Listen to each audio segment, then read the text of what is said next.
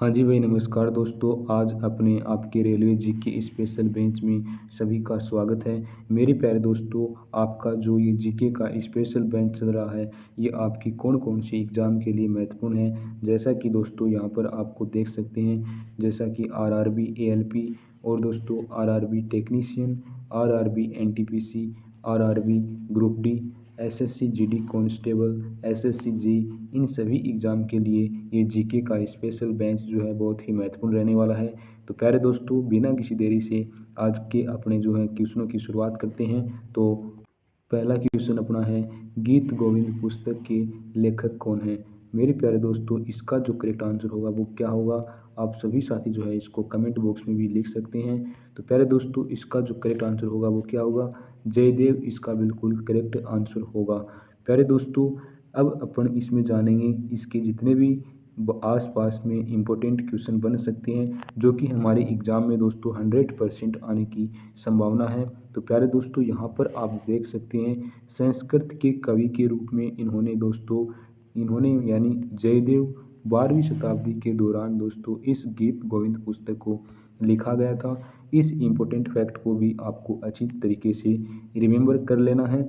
और दोस्तों, हम जानते हैं इसके आगे नेक्स्ट इम्पोर्टेंट फैक्ट के बारे में, जो इससे रिलेटेड क्वेश्चन है। यहाँ पर आप देख सकते हैं, भारत देश ने दोस्तों ऐसे किस देश के खिलाफ जो है 1000वां मैच खेला, जिसमें 1000 दिवसीय मैच खेलने वाला प्रथम देश बन गया दोस्तों। इस क्वेश्चन का जो सही आंसर होगा वो क्या होगा, वेस्ट इंडीज़ इसका बिल्कुल करेक्ट आंसर हो जाएगा। तो प्यारे दोस्तों, इसको भी आपको अच्छी तरीके से रिमेंबर करना है। इसी प्रकार से दोस्तों अपन जो है अगले क्वेश्चन की ओर बढ़ते हैं, और अगला क्वेश्चन अपना क्या है, मनरेगा का शुभारंभ कब किया गया था।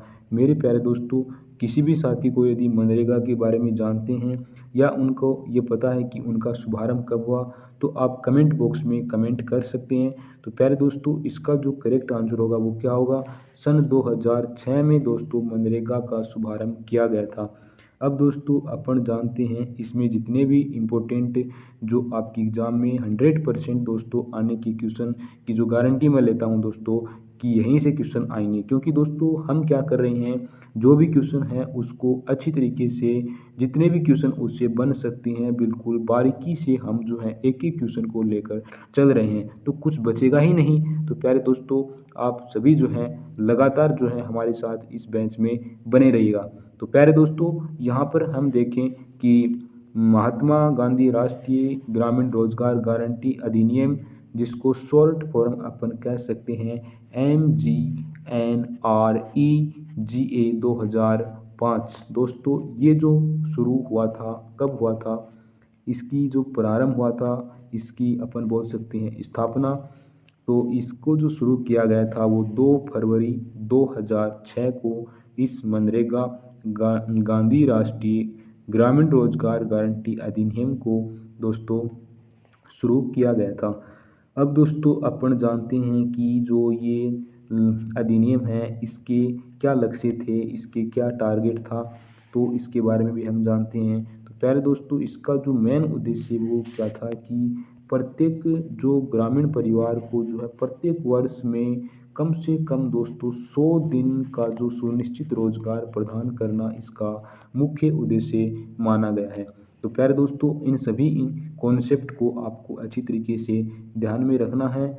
और दोस्तों, इस अधिनियम के अंतर्गत क्या बताया गया है, तो ये अधिनियम भी आपको अच्छी तरीके से ध्यान में रखना है। क्या नाम है इसका, सभी साथी एक बार कमेंट बॉक्स में लिखेंगे, MGNREGA 2005। दोस्तों यहाँ पर आप देख सकते हैं, एम का मतलब महात्मा, जी का मतलब गांधी, और एन का मतलब राष्ट्रीय, और आर का मतलब रूरल यानी दोस्तों ग्रामीण, ई का मतलब रोजगार है ना, और जी का मतलब गारंटी, और ए का मतलब एक्ट यानी अधिनियम। ये 2005, इस फुल फॉर्म को भी आपको थोड़ा अच्छी तरीके से ध्यान में रखना है। तो प्यारे दोस्तों, हम जानते हैं इसके बारे में और क्या इसमें बताया गया है। तो यहाँ पर आप देखें कि यदि आवेदन की 15 दिन के भीतर रोजगार नहीं मिलता है, तब उसे दैनिक बेरोजगारी भत्ता भी दिया जाएगा। इस इम्पोर्टेंट फैक्ट को भी आपको अच्छी तरीके से रिमेंबर कर लेना है। प्यारे दोस्तों, इसी प्रकार से हम आगे की ओर बढ़ते हैं, और जानते हैं इसके बारे में नेक्स्ट इम्पोर्टेंट बातें क्या हैं। तो जैसा कि इस एक्ट के तहत हमें ये भी बताया गया है कि योजना की कार्यान्वयन के लिए राष्ट्रीय और राज्य स्तर पर रोजगार गारंटी निधि स्थापित की जाएगी। इस इम्पोर्टेंट फैक्ट को भी आपको अच्छी तरीके से रिमेंबर कर लेना है। मेरे प्यारे दोस्तों, यदि अपन नेक्स्ट क्वेश्चन की ओर बढ़ते हैं तो नेक्स्ट क्वेश्चन अपना क्या है। तो प्यारे दोस्तों, यहाँ पर आप देख सकते हैं सितंबर 2020 में राज्यसभा के उपसभापति के रूप में यानी दोबारा से दोस्तों किसको बनाया गया है। तो उपसभापति के रूप में किसको बनाया गया है। तो प्यारे दोस्तों, जो भी साथी इसका आंसर जानता है वो करेक्ट जो कमेंट बॉक्स में भी कर सकता है। तो प्यारे दोस्तों, इसका जो सही उत्तर होगा वो क्या होगा, हरिवंश नारायण सिंह इसका बिल्कुल करेक्ट आंसर हो जाएगा। इसी प्रकार से दोस्तों अपन अगले क्वेश्चन की ओर बढ़ते हैं। तो प्यारे दोस्तों, अगला क्वेश्चन अपना क्या है, मौर्य वंश के उस राजा का क्या नाम था दोस्तों, जिसने क्या किया, युद्ध जीतने के बाद भी उसने विजय त्याग दिया, मतलब उन्होंने माना ही नहीं कि मैं विजय हो गया, मैं जीत गया। ऐसा कौन था। तो मौर्य वंश का ऐसा राजा कौन था दोस्तों, अशोक जी थे ऐसे राजा जिन्होंने युद्ध जीतने के बाद भी विजय अपनी त्याग दी। वाह, क्या बात है।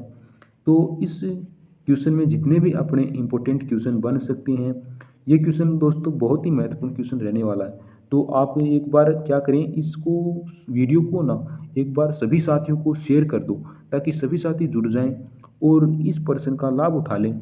लाभ ऐसे उठा लें कि ये क्वेश्चन एग्जाम में आ जाए तो आप इसका बिल्कुल अपन अच्छी तरीके से जितने भी इम्पोर्टेंट क्वेश्चन बन सकते हैं उनके बारे में जान लो।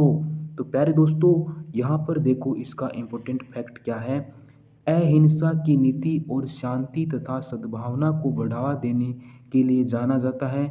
तो वह कौन है, तो वह अशोक है। ऐसे क्वेश्चन बनेगा।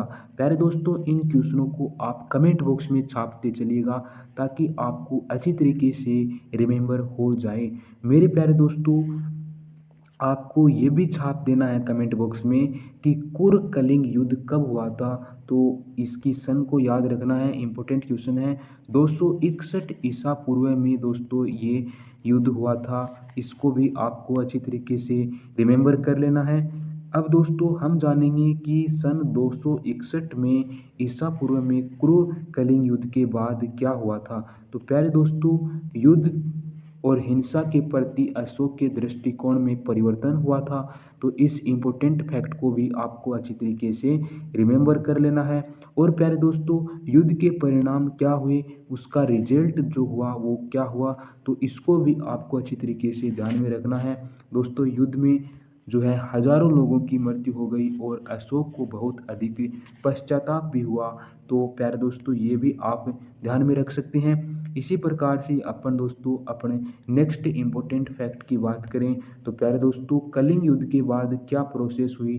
तो प्यारे दोस्तों, कलिंग युद्ध के बाद अशोक ने बौद्ध धर्म को अपनाया और अपने संपूर्ण साम्राज्य में इसकी शिक्षाओं को बढ़ावा दिया, यानी उनके अंतर्गत उन्होंने ग्रोह किया। तो प्यारे दोस्तों, इस इम्पोर्टेंट फैक्ट को भी आप अच्छी तरीके से रिमेंबर कर सकते हैं। इसी प्रकार से दोस्तों अपन इसमें जाने नेक्स्ट इसका important fact, next important point क्या है जो कि हमारे एग्जाम के लिए आने के लिए बहुत ही महत्वपूर्ण होने वाला है। दोस्तों, सामाजिक कल्याण और आर्थिक सहिष्णुता को जो इसमें क्या उन्होंने बताया, तो इसमें भी आप देख सकते हैं बढ़ावा देने के लिए नीतियों को भी लागू करना। दोस्तों, ये उन्होंने सामाजिक कल्याण और धार्मिक सहिष्णुता के अंतर्गत बताया है।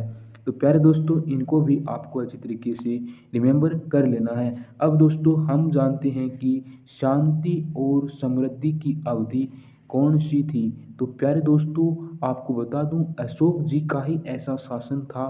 प्राचीन भारत में अशोक के शासन काल को ही दोस्तों शांति और समृद्धि की अवधि, मतलब अशोक जी के शासन काल में ही इतनी शांति रही तो और इतनी समृद्धि रही दोस्तों, यही एक ऐसा शासन काल था। इसी प्रकार से दोस्तों अपने नेक्स्ट इम्पोर्टेंट फैक्ट की ओर बढ़ते हैं और नेक्स्ट अपना इम्पोर्टेंट फैक्ट क्या है।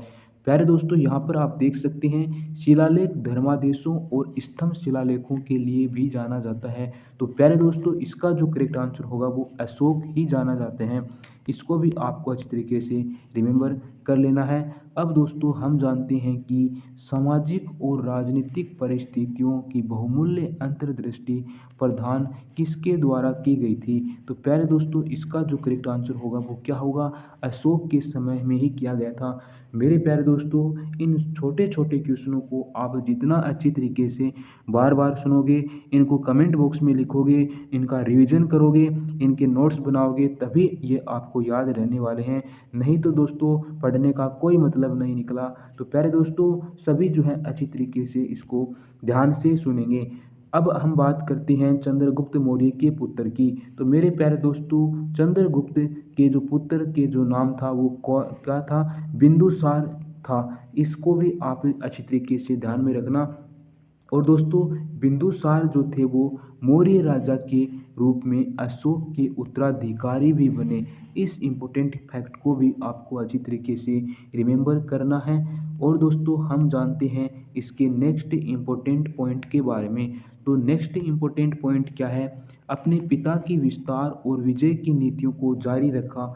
किसने रखा दोस्तों, बिंदुसार ने रखा। तो इस इम्पोर्टेंट फैक्ट को भी आपको अच्छी तरीके से रिमेंबर कर लेना है। इसी प्रकार से दोस्तों, अपन आगे की ओर बढ़ते हैं प्यारे दोस्तों, और हम जानते हैं इसमें जितने भी इम्पोर्टेंट फैक्ट बनते हैं। जैसा कि दोस्तों यहाँ पर आप देख सकते हैं, दक्कन की विजय के लिए जाने जाते हैं।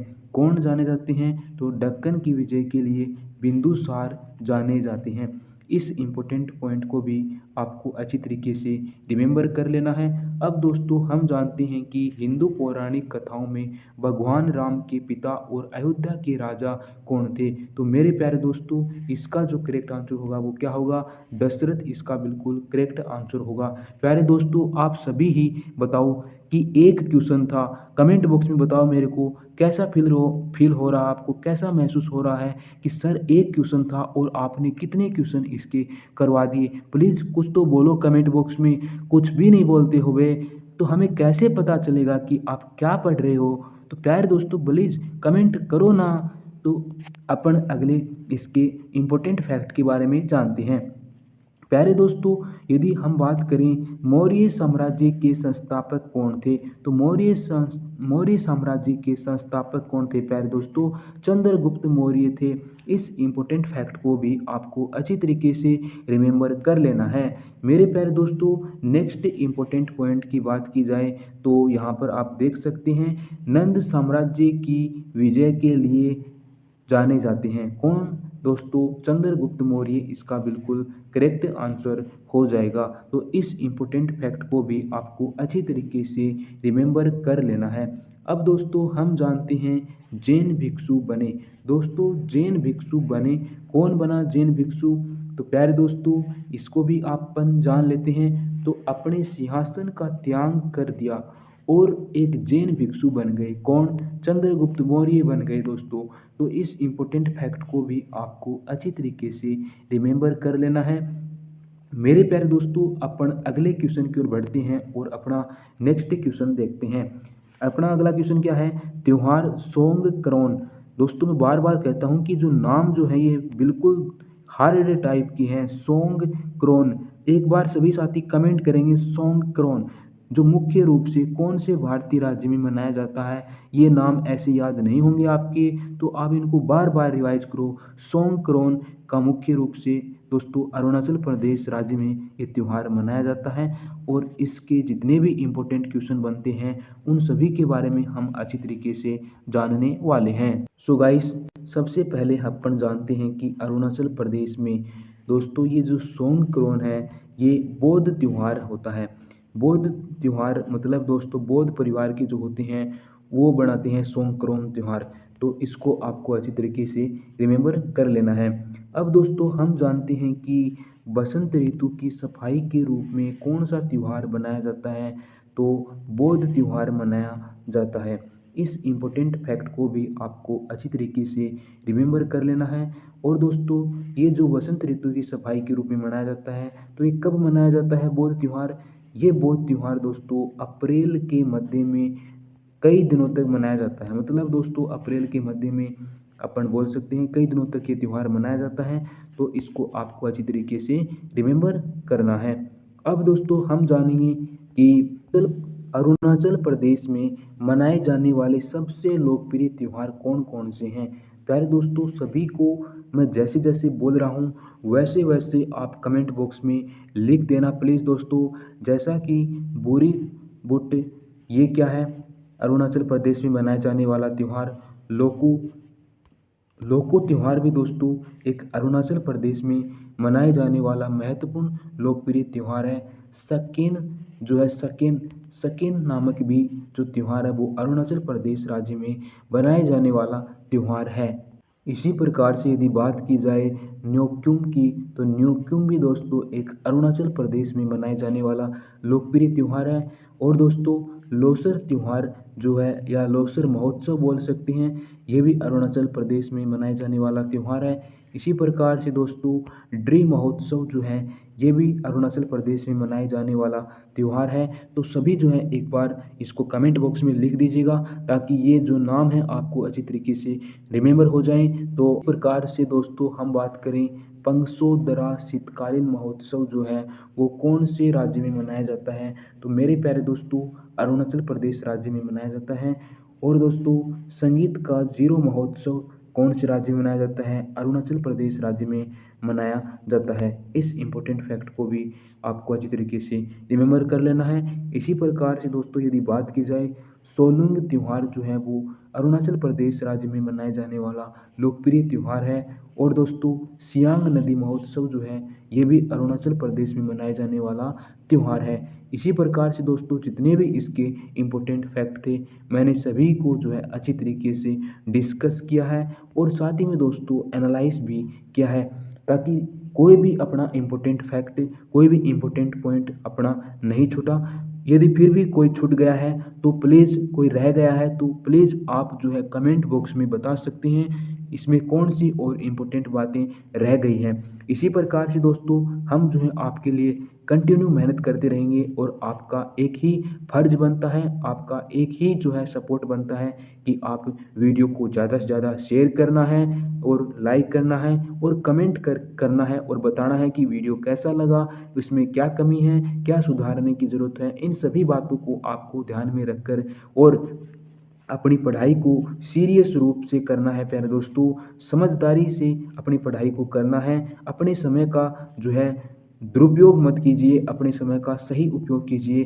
तभी जो है हम सफल होंगे और सफल होने की उम्मीद होगी।